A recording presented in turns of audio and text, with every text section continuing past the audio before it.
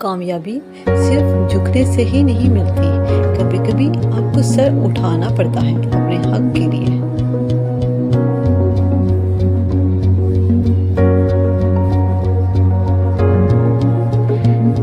इस दुनिया में अगर आपका रिश्ता अल्लाह से मजबूत है तो कोई भी शय आपका कुछ नहीं बिगाड़ सकती। अगर तुम हारने से नहीं डरते तो तुम्हें कोई नहीं हरा सकता।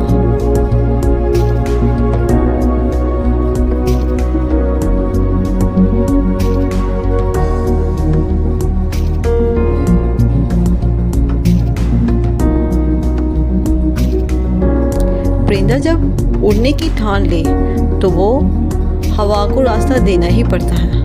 परिंदा जब उड़ने की ठान ले तो हवा को